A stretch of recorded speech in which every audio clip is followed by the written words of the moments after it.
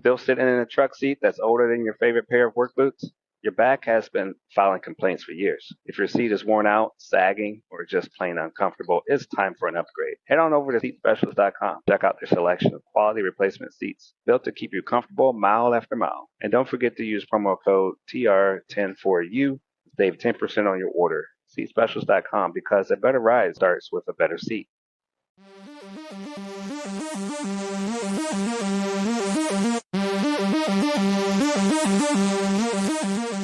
What's up, everyone? Welcome back to another episode of That's Delivered, the show where the road meets real talk. I'm your host, Trucking Ray, and today we're continuing a special series. I know if you've got to know some of the episodes with AAWTA, African American Women in Trucking Association, one of our first guests in the series was incredible woman, Lotta Love Hawkins. And if you missed that episode, go back and check it out. It's a great show. I think you're going to enjoy that. She sets the tone, and today we're going to keep that energy going. With someone who is not just talking the talk, and she's out there building systems, empowering others, and growing communities. So I'm joining with Amoni Witcher, a freight consultant and dispatcher business coach and membership chair of AAWTA. With over 8 years of hands-on experience, Amoni is passionate about helping people create income and freedom without sacrificing family or faith.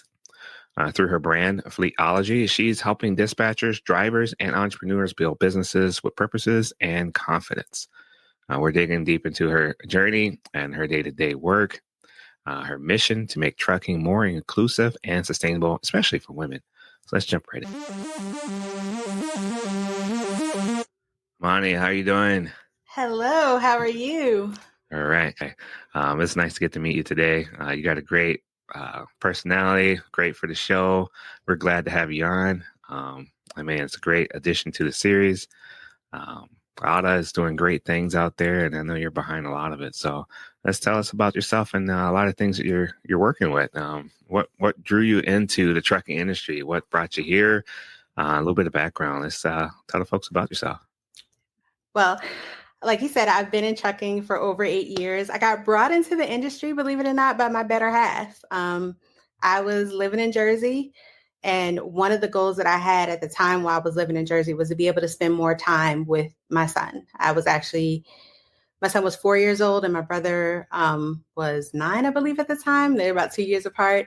And I grew up with a stay-at-home mom. So I wanted to be able to do that with them. And at the time, I was working as a CNA, 7 to 7, 7 to midnight sometimes, and I was barely home. So when I met my better half and he gave me the opportunity to move to Georgia, I jumped on it, and he started teaching me everything about the trucking industry because he was a truck driver.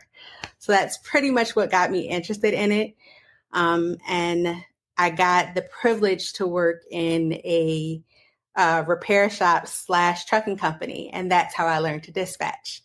So through him, I got the experience, and then I got the job in it, and it just kind of flew off from there. And we started, our own company back in 2018 doing it. Wow, what a big jump. That's awesome.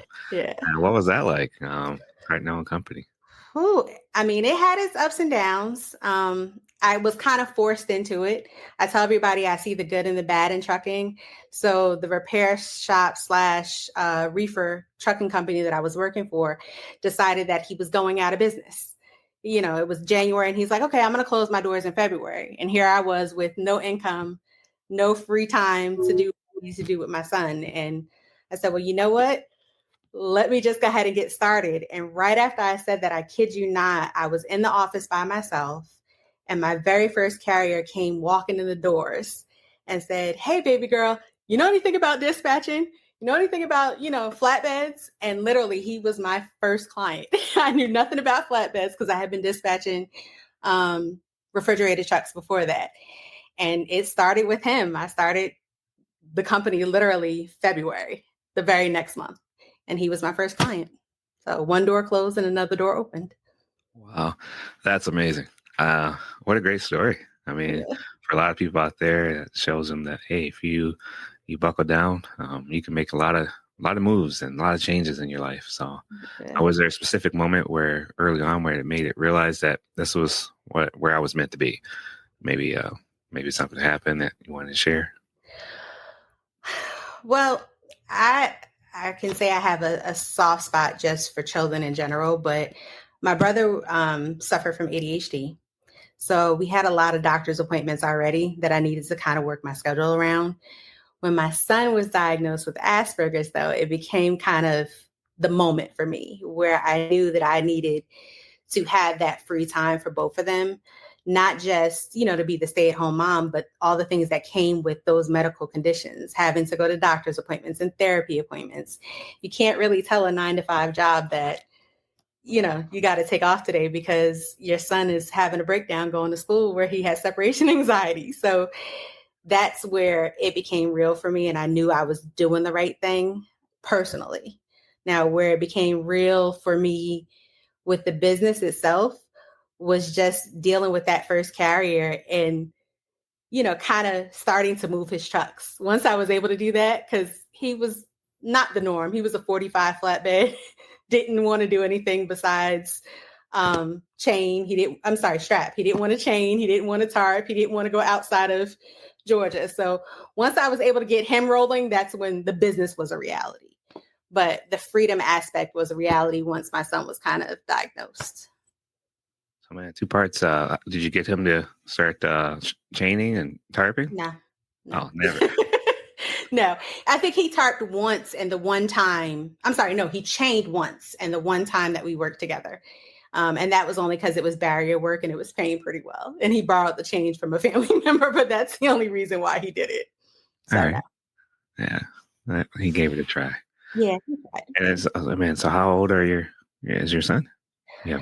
My son is 17. He graduates 24th of May from high school. So we are done. Now it's college time. And my brother graduated 2 years ago. So, yeah. Yeah. So I have a daughter that's 18 too. And we have some of those similar struggles. And that's great. That's a celebration. Yeah, it is. Thank you. Thanks for sharing that. I mean, a lot of people can resonate with that. I mean, 2020 wreaked havoc on a lot of young ones, and getting through all those changes was was a lot. Yeah, with or without a diagnosis, I can't imagine, what this generation had to go through, especially communication-wise and socially, being boxed up for so many months, and then having to get back out there and be in high school. It was hard, but we made it through. They're making it through, so. Yeah, just a little delay and everything's going to work out. So delayed but not denied. Thank you. There you go. So yeah, man, that's great. Great story in itself on just that. I mean, you could do an episode just for that. So appreciate that. Now coming from New Jersey, you moved from there to Georgia. Is that correct? That's correct. I was born and raised in Irvington. And like I said, since 2012, I've been a Georgia peach, I guess you would call it. So yeah. Yeah, and Georgia has they got quite a bit of agriculture there. A lot of different things other than peaches. I always think about peaches, and they got peanuts and walnuts. They got a lot of things other than that too. Man, it's a great state. I just drove through there last week. Oh wow! Did you stop any place, or you just drove through? You gotta stop. Yeah, huh? Yeah, so you gotta stop at some point and hit some of the major spots out here. There's a lot of nice food places you can go. I want to. I got to do more of that. You're right. So take some breaks and get it done, right? Yeah, you have to. Yeah. So coming from a different geography, has that influenced your work and opportunities in the field? Definitely influenced opportunities. I can say that I knew very little about trucking, honestly, in New Jersey. I know a lot of drivers don't like to drive in Jersey, and probably because it's just congested. Trucks just seem to be overpowering in that area. I didn't know anything about dispatch, and I knew truck drivers. My godfather was a truck driver, but I guess I just didn't know the total aspect of everything. Moving out here, it seemed like everybody's either a truck driver, they're doing something in logistics, they're dispatching. So it's a tougher market, but definitely more knowledge that you can gain from being in the Atlanta area. Definitely more opportunities. So it helped my business in that sense. I don't know if I had started in Jersey, would I have been that successful? Because it was, not as known, I think, when I left. Nice. And so the experience and growth, I mean, you went from there and then You've worn a lot of hats. I mean, dispatcher, freight consultant, coach, a lot of behind the scenes work. What role challenged you the most and why? Honestly, business consultant. And it might seem weird to say, but you know the old saying, you can lead a horse to water, but you can't make him drink. I take a lot of things as a personal issue, right? I love seeing my carriers succeed. So, for example, when I give advice like, let's not go buy that, $1 million truck because your first 9 months might be crazy. Your first 3 months might be hectic. Are we going to be able to make the bills? And the carrier says, oh, no, we're going to be fine. I got it all figured out. And then 2 months down the line, they're like, I can't pay my insurance, or I can't pay my truck note, or I'm 2 months behind because I'm seeing the emails come in. And you want to be like, I told you, you know what I mean? Or let's figure out what to work, but they're so set in their ways. So for me, that's the hardest part because I internalize that. Like I take it like it's my fault and I keep trying to find ways to fix their problems when in all actuality, sometimes if they just look at a different direction, it might make it a little bit easier. So I think that's probably my toughest role so far, trying to separate. I can see that. Yeah, that's definitely a lot. You want people to be successful. Their success is your success. So that makes a lot of sense. I mean, there are a lot of strong-headed individuals out there in trucking. Yeah. Everybody tends to look at what they see advertised, oh, make 10,000 a week in trucking. And it's all, rainbows and sunshine and all this other stuff. And then they get in there and their first week, they make $1,000 because no broker would take them. No shipper would take them. You know what I mean? They don't necessarily point out the downside because there's always a downside with a good side, right? They don't show it. And a lot of times people go headstrong into the industry with that knowledge, not understanding where there's good, there's bad, where there's up, there, down. Yeah, you can't just go in there and go wild and just grabbing money. Yeah, it takes time to build those relationships and stuff. And right. A lot of people that gatekeeping, and so you got to work through those things. You can't just you got to nurture it, right? Yeah. Right. Yeah. So, what are some of the early lessons you learned the hard way, and now you pass it on to others from your coaching and from your experience? What would you say? Build your foundation the right way the first time and build it where you are looking to grow. Even if you're only a solo truck, even if you're only a dispatcher that, only wants to have maybe 1 or 2 carriers, always have the right foundation. I probably tell this story every membership meeting that I host where, you get to introduce yourself. And I used to be ashamed about it, but now it's kind of my testimony. I started that dispatching company in 2018. And I mean, I was on a high. I had maybe about 15 trucks. I had a team. I had everything that you could possibly want for dispatching. I was up there, in my mind, up there making the revenue that I wanted. My team was happy. I had about 3 other dispatchers. And then the fuel crisis hit. And I lost 5 trucks. Then I lost another 5 trucks. Then I was down because everybody was looking for cheaper alternatives. They didn't care about the service. They cared about their bottom line. And I had even cut my rate somewhat and lost, and at that point I lost trucks, I lost dispatchers, but I didn't have the right foundation. So I didn't see myself growing. It just happened. I didn't have a system in place to continually grow, to keep looking for carriers other than word of mouth or looking for contracts other than word of mouth. So when I tanked and I tanked big time. And there was more of an ego thing for me. I think I stayed out of it for quite a while trying to get my mental back up because at that point, it's a letdown. When you go from 15 trucks to 1 truck and that 1 truck is a headache, it's hard. So I would say no matter what you're doing, always position yourself correctly for growth and have a system in place to where if you lose that 1 contract or you lose that 1 carrier, you have a method to get other ones outside of word of mouth. You know what I mean? That you're putting the work in. Is that some of the work you do at AAWTA? Yes.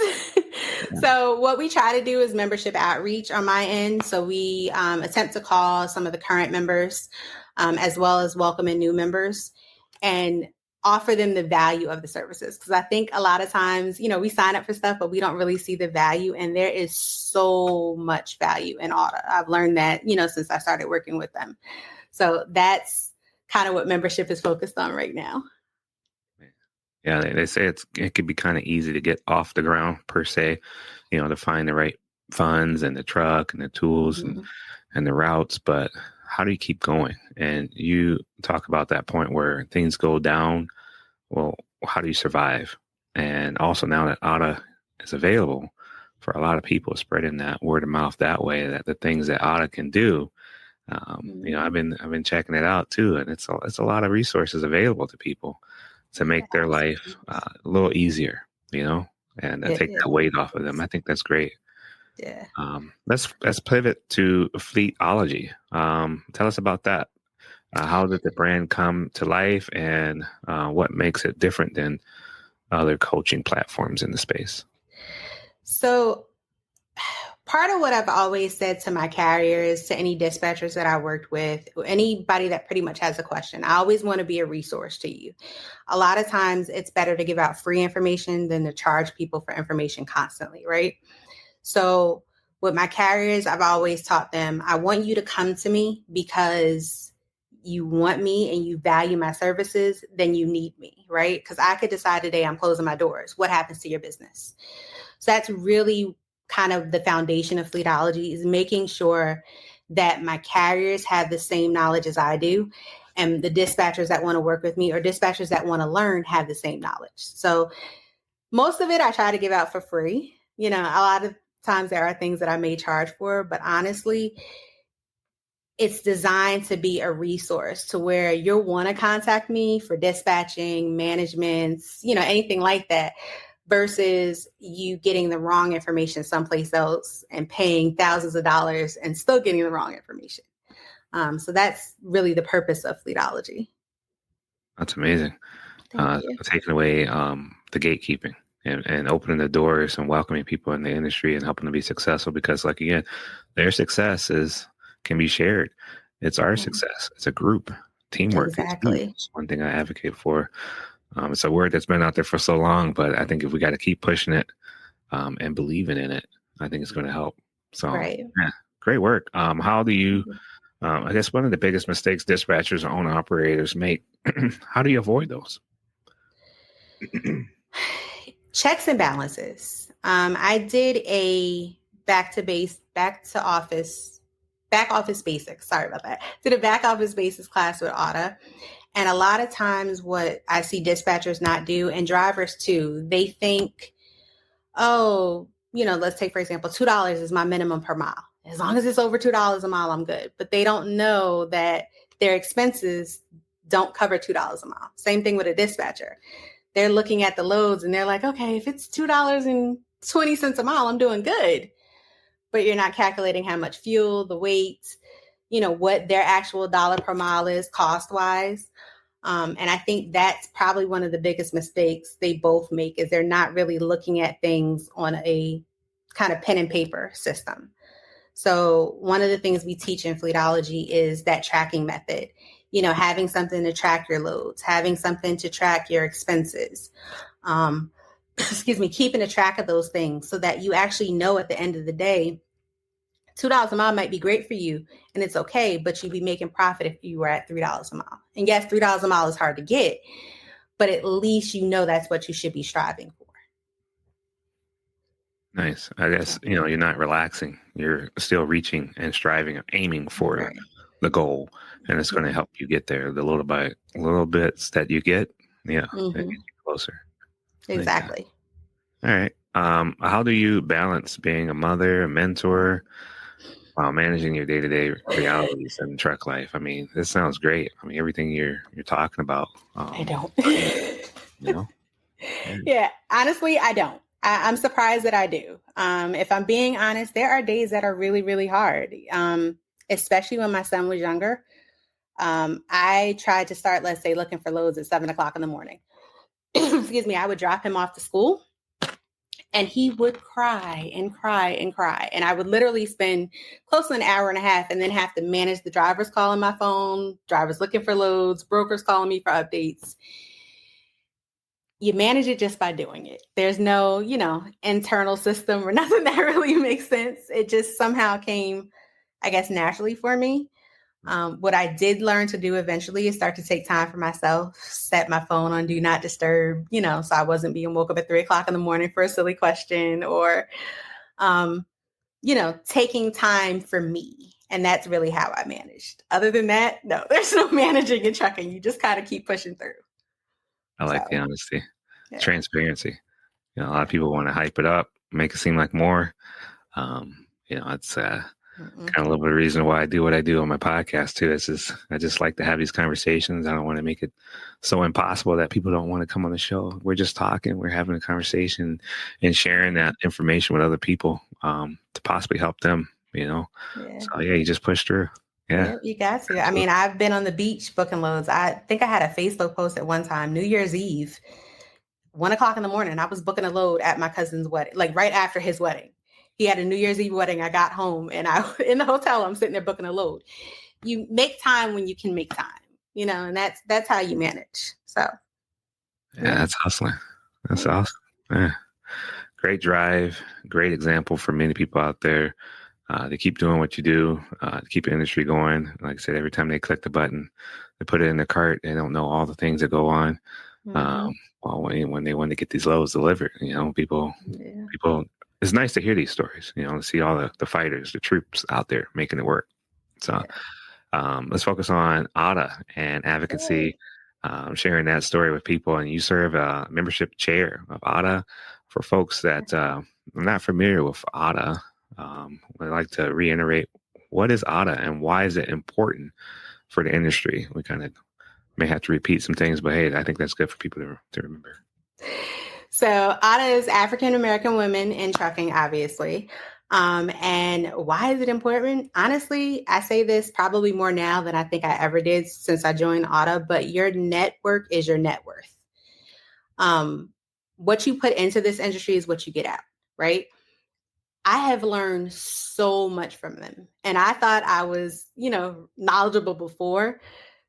I've learned so much more by being in this group.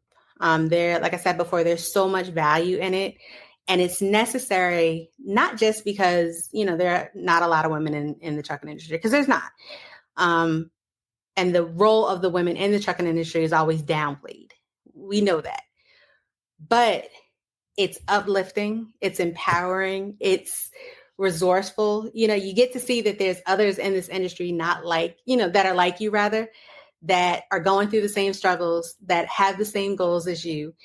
And you get to network with, phenomenal members in our community. So, I mean, personally, I love it. I don't know what else I can say, but I would say if you value your network, this would be the place that you join. There's not a lot of organizations that I think are as inclusive as us.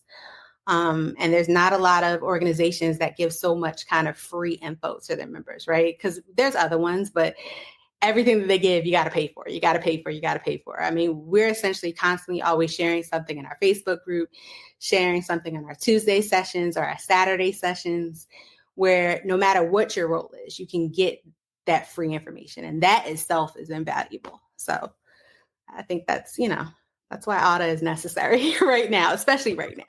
Yeah.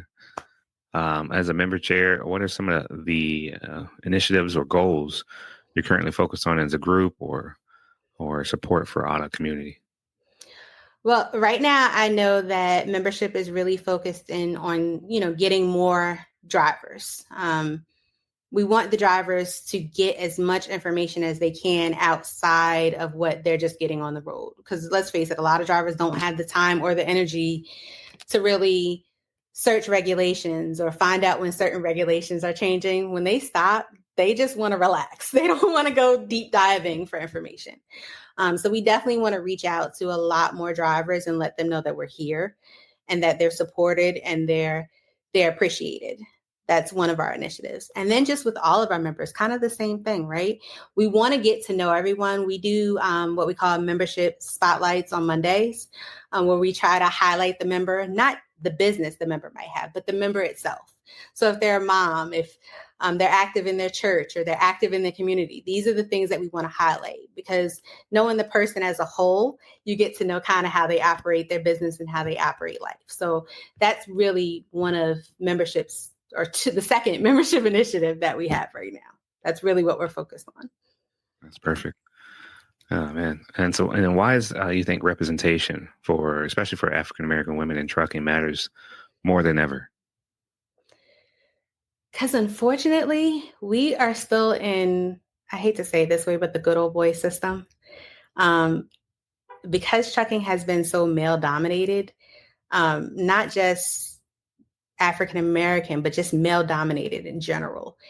It's really, really hard for females to break into the industry and then be confident throughout the industry. Because I've had, as a dispatcher, I've had brokers tell me, or it'll be little lady, this is what the rates go for. Like, I don't know that you just posted the lane for, X amount.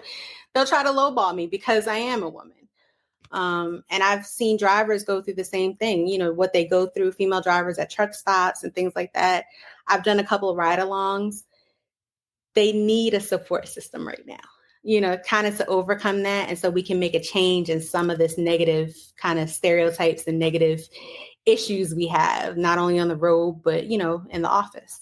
So I think, especially with what we're going through right now, AAWTA is necessary, in all aspects. Nice. Can you share a moment, maybe kind of got you started in the first place with the organization? Honestly, you interviewed her, Lotta.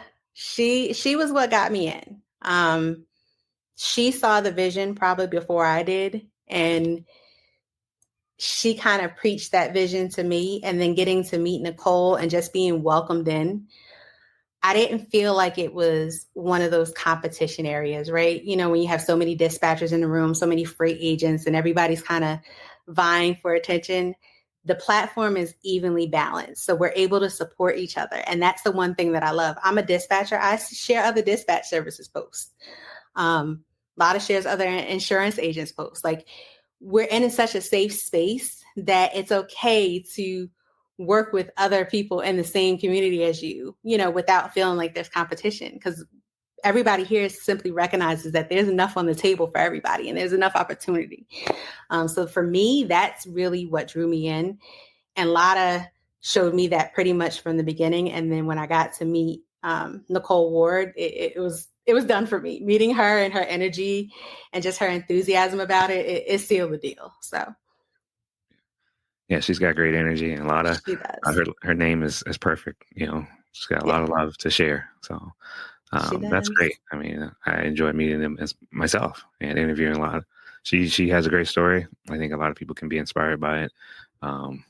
Just great women in the industry, like yourself. And I think that's going to be a huge contribution for the trucking industry to be able to share that wealth of knowledge. I think AAWTA is on the right track. So. Can you share a recent moment that AAWTA maybe really remind members why it works? Maybe there's an experience or anybody that has come forward and told you, "Hey, this has been great." If you don't, I will say we have a couple of sessions. Like, we have one this Tuesday, which is pretty much a safe space and an open forum. And without disclosing, what we talked about in that safe space, but to get individuals in a room where they can drop their guard and talk about what's bugging them, what hurts, what's good, what's bad, that to me, is kind of more than the knowledge, right? Because you need that mental support. You need that person who doesn't know your situation to be able to tell you it's okay. It's going to be okay. And that's one of the sessions that I love. And for me, I wish I had known about it years ago after my business tanked, because that would have probably helped me continue to know that there were other individuals that were kind of going through the same thing. But that's the moment for me, that safe space sessions that we have. It means the world to me that people want to kind of let their guard down, and that I'm able to let my guard down, right? Because I can say the things that I don't necessarily say to even my family, because they don't understand the trucking industry. So I love moments like that. I like that. It's like a nice trucking therapy session. I like that. Right. Even more, building those networks. What a great opportunity to be a part of that. Sounds exciting. As far as inspiration and purpose, helping people with that. You speak to a lot about your faith, family, and freedom. How do these values show up on the daily grind? Honestly, and I've posted videos of this, I start my day with gospel music and burning sage. I know some people say that that's kind of controversial, but I do it. I sit there and I say my prayers, and that's how I start my day. Because I've learned over the years when I do that, I'm able to keep a calm, level head throughout the day with all the craziness that happens. So that's really how my faith plays a part. I don't do anything that I feel goes against that. Like, I am probably more transparent than I need to be with everything that I do, because I am a firm believer of what you put out comes back. And if I go against my faith, then obviously it's going to come back to me. So I don't want that. In terms of freedom,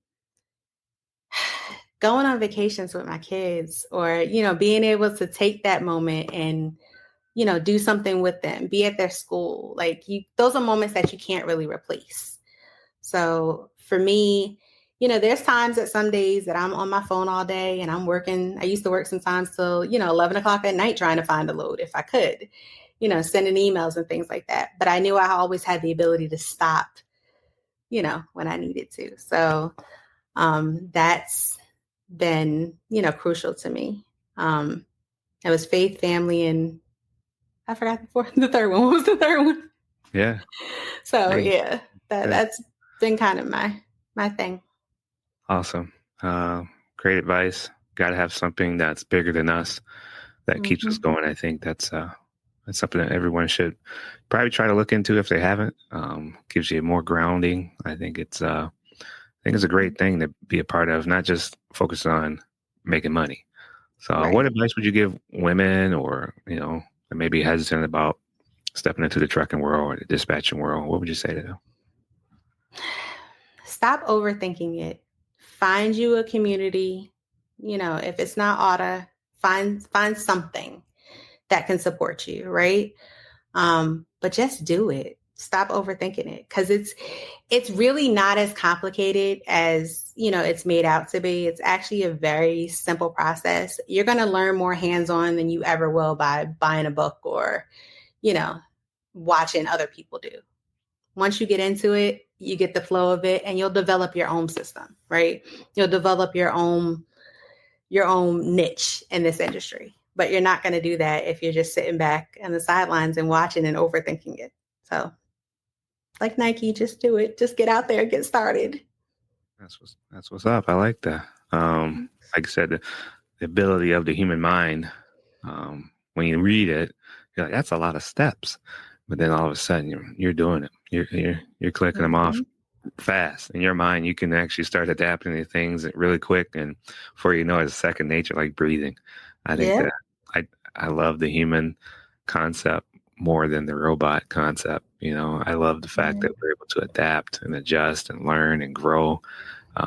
That's the stuff I think that makes life so inspiring. So great job. What's one misconception about dispatching or coaching in the logistics space that you would like to set clear? Maybe there's something in the social media world that keeps being put out there that you can maybe squash. So here is my pet peeve. And, I try not to say too much on social media, but dispatchers are not just sitting behind a desk looking at a load board. That's probably my biggest pet peeve. Yes, we do have access to load boards. Yes, we will use load boards sometimes, but a good dispatcher is doing kind of some of the stuff I mentioned before, right? So they're looking for a load. They're moving your truck. Sometimes they're handling compliance stuff for you. Sometimes they're sourcing out shippers. They're holding your paperwork. It's a lot more entailed than just sitting there looking at a load board and collecting 10% off of your revenue, right? Because a lot of dispatchers charge 10.